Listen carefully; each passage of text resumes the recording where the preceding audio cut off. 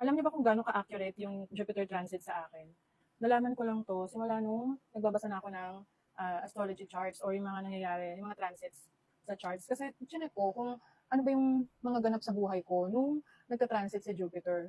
And naisip ko siguro dahil sa Jupiter ang aking chart ruler, kasi ako ay isang Pisces rising. So sa traditional astrology, ang mga Pisces risings, ang kanilang traditional ruler ay, Jupiter. Sa modern naman, Neptune. So, ngayon, chinek ko, nag-backtrack ako kung ano yung mga ganap sa buhay ko during Jupiter transits. Share ko to kasi meron tayong napakagandang Jupiter transits ngayong June 10, 2025 hanggang June 29, 2026. So, isang taon tong transit na to.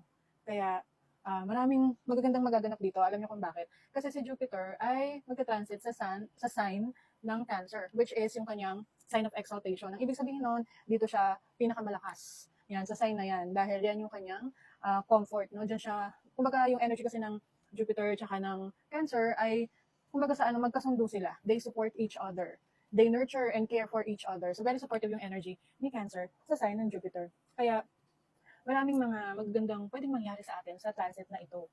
Nung nagka-transit si Jupiter sa aking first house, which is about myself, nabuntis ako noon, unexpected. Kasi pag-check ko, meron siyang conjunction sa Uranus, which is about unexpected happening. So, unexpected nga, nabuntis ako nung time na yon. Tapos, nung namang nag-transit si Jupiter sa aking second house, which is about resources, about your properties, nagpa-renovate kami ng bahay noon kasi nga, buntis ako nung time na yon. Para bago ko manganak, maayos yung bahay.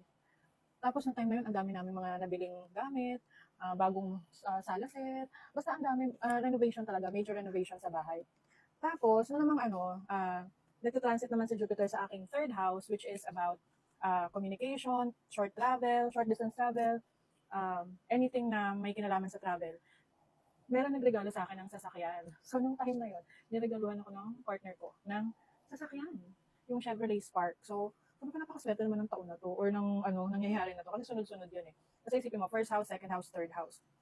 Kasi yung third house ko is Taurus. So Taurus is about material things, mga luxury or anything na may kinalaman sa mga material na bagay. So pagkatapos naman nung nag-transit si Jupiter sa akin, fourth house, nagstay lang ako sa bahay. As in, nagkaroon ako ng home-based business. Tapos, doon ako nagstay kasi maliit pa yung baby ko noon, hindi na ako pwedeng makapag-work. Ayan. Tapos, nung nag-transit naman sa fifth house, yung si Jupiter, ito kasi medyo controversial. Kasi nung time na yon, nagkaroon kami ng, parang nagkaroon ng hiwalayan dun sa partner ko. Tapos, nung nag-transit naman sa fifth house, si Jupiter, grabe, andun yung time na talagang I'm open to new connections, dating. I was dating that time kasi nag-start na rin akong mag-work, nag-start na rin akong mag-explore, ganyan. So, may mga na-date ako sa work that time. Kasi ang fifth house is about having fun, joy, pleasure, and dating. So, ang na-activate sa akin nun is yung dating. Tapos, nung nag-transit naman sa aking sixth house, tuloy-tuloy lang yung work ko nun. Pero ang dami kong iba-iba yung naging companies na pinapasukan ko nun. So, that was the transit naman sa Leo. And then, nung nag-transit naman si Jupiter sa aking seventh house, guess what? Nagkabalikan kami ng ex ko. So, ayun, which is about partnership, connections, romantic connections. And then, pagkatapos naman, nung nag-transit naman si Jupiter sa aking 8th house, which is Libra, nakakaloka kasi, parang nagkaroon doon ng opportunity na makapagnegosyo ako or to have my own like growing business or investments. Pero naman, nagkaroon ng separation sa relationship. Kasi yung 8th house is also endings, no? Endings, karma, or parang purging, release. So, anything that is no longer serving you. So, yun, nagkahiwalay ulit kami ng partner ko nung time na yon. And then, ayun naman, mas ang naging maganda namang effect nun sa akin is, naging independent ako.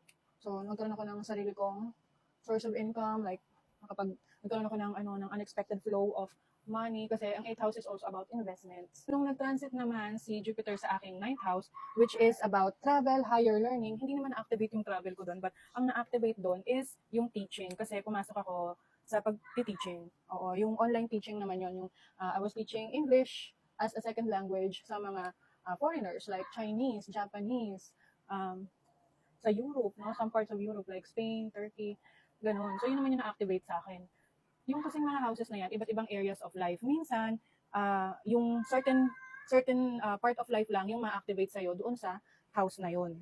Alalahanin niyo yung kanong ganap sa inyo nung June 2013 to June 2014. Kasi same lang din yan ng transit ng Jupiter in Cancer. Pero, hindi naman siya ganun kapareho kasi iba-iba na rin yung transits ng iba-ibang planets. Kasi ngayon, Pluto is in Aquarius na. So, alalahanin niyo kung ano yung ganap ninyo nung time na yan, yung timeline na yan. Kasi maaring merong pagkakapareho yan sa magaganap or sa blessings na matatanggap ninyo ngayong June 2025 to June 2026.